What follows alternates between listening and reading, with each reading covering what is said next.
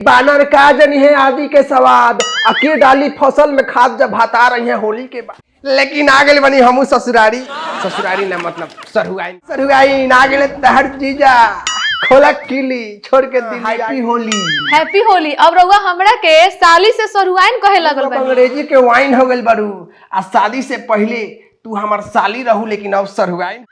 फूल बिना माली के आ ऊठ बिना लाली के निरहो बिना हमार पाली के आ सही ससुराल बिना साली के सुना सुना लागेला। हेलो दोस्तों, वेलकम बैक टू माय यूट्यूब चैनल रूपक क्रिएटर्स में आप सभी का स्वागत है। कैसे हैं आप लोग? आशा करते हैं आप लोग मजे में होंगे। आज आप सभी के लिए जेपी यादव का जीजा साली का होली पे कॉमेडी वीडियो लेकर आए हैं। उसी पे अभी मजा आएगा ना, भिड़ो रिएक्शन देने वाले हैं, तो आप लोग वीडियो को पूरा अंत तक जरूर देखिएगा। और इनका पूरा वीडियो आप देखना चाहते हैं तो नीचे लिंक डिस्क्रिप्शन में भी दिया गया। अगर हमारे चैनल पे नए हैं तो चैनल को सब्सक्राइब कर लीजिए और बेल आइकन दबाना ना भूलें। समझ रहे हो मजा कोनो दुनिया में ना बा। ई बात कहले रहे बहारना के बाबा। तो मरवा रहे एगो पीस हमरे लेखा माइंड डियर आदमी रहे मर्दा। लेकिन आ गए बनी हमू ससुरारी ना मतलब सरुआइन के लगे। आदत नहीं के छुटल अब जड़ी के छुदड़ी अब का सुधरी। अरे केने बाड़ी हो हमर सरुआइन आ गए तहर जीजा खोला किली छोड़ के दिल्ली आ गए तहर जीजा जी। केने बाड़ी हो? अरे निकला हो, आवा है ने का जीजा जी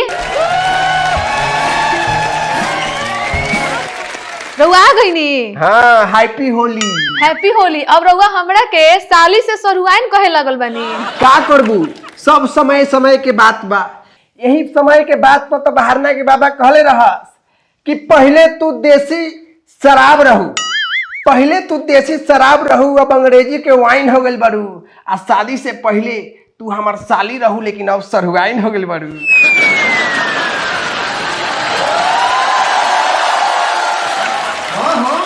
इनका खातिर तू वाइन हो गइलू आ साली से सरुआइन हो गइलू। बाकी तू ही बताव तू हमरा खातिर काहे डाइन हो गइलू? ई का कहतनी? ना कुछ नहीं।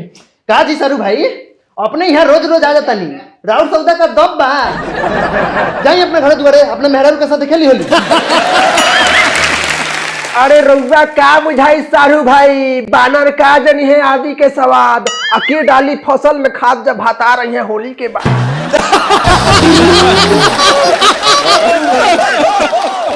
कैसा इक्का बात के गोल गोल घुमोले बनी, सीधा सीधा कहीं ना का कहे के चाहता नहीं। सुनी रउआ जैसा आदमी खातिर कोनो हमरा जैसा माइंड डियर आदमी कहले रहे कि फूल बिना माली के आ ऊठ बिना लाली के।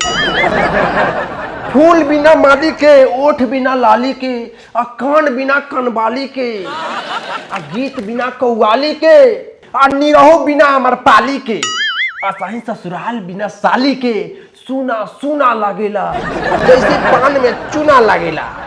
एगो बात कही नेहा, तहरा साथ में तहार मर्द एकदम नमूना लागेला।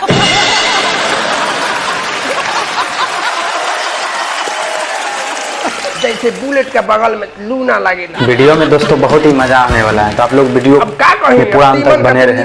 तो कह देता नहीं आज बात मार्केट में। अगर हमारे चैनल पे नए हैं तो चैनल को सब्सक्राइब कर लीजिएगा, पतरा मत पढ़ी। सवेरे ही सार के दूध लियाल बनी एक लोटा दूध वहीं तो चाय पिया दी गरम क्योंकि वीडियो में बहुत ही मजा आने वाला है। का जी रउआ फिर बेसी बोले लगनी? खाली रउआ जाए दी जीजा के, ओकरा बाद रउआ के मारा तनी हम भिजा के। याद नहीं है का अभी परसों के मार? नहीं याद बा। परसों के का साड़ू भाई गेलाई भर रहे का तेल लगा के सरसों के, यही तो याद बा परसों के आए।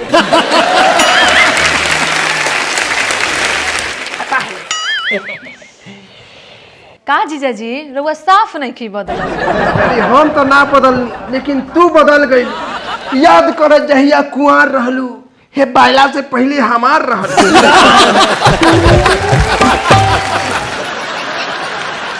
अरे साली मने रउआ साड़ी भाई मने साफ रउआ बुद्धि ना भरवे के कितना हम इज्जत प्रतिष्ठा करे नहीं महाराज साली रही नूर वह शादी ना भरे तब तक हमार साली नु रही। भुला नहीं बाती टीमनी बात कहियो ना भूलई है। जियत जब तक जान रही जब तक देह में सांस रही टीमन याद रखी है। अरे रुआ का जानता नहीं इनका के हम मैट्रिक के परीक्षा दिवाई इंटर के परीक्षा दिवाई परीक्षा दिवाए में चीट करवावत रही। इनका चीट करवावे के चक्कर में हमार पुलिस मार के पीठ फाड़ देना सब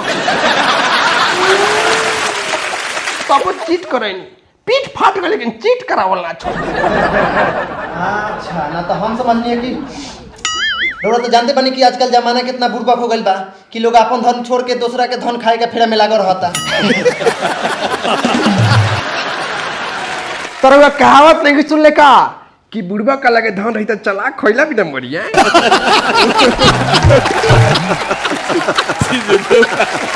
एगो काम करी रउआ अपन चालाकी लेके अपना घरे के रास्ता धरी। हैप्पी होली।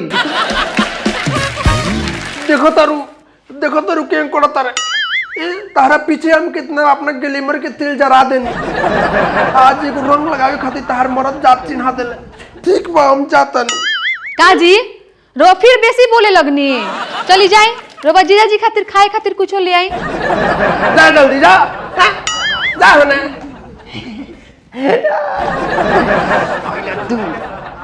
अरे हमर साली हम तहार मजनू तू हमार लैला आ जल्दी से वो रंग लगा दी ना तो आज ही तहार बाइला।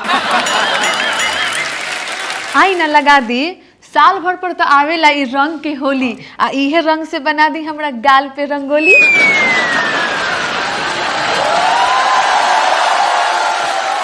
अरे हमर साली तारा यही अदा पता उड़ गइल बा रात की निंदिया आ दिन के चाइना।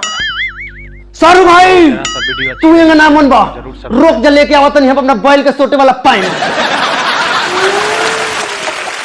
अरे बाप हैप्पी होली हम भागत नहीं ना तो मार दी तहर मारता गोली बैला साला मुंगा दी। अरे सोहा जाए।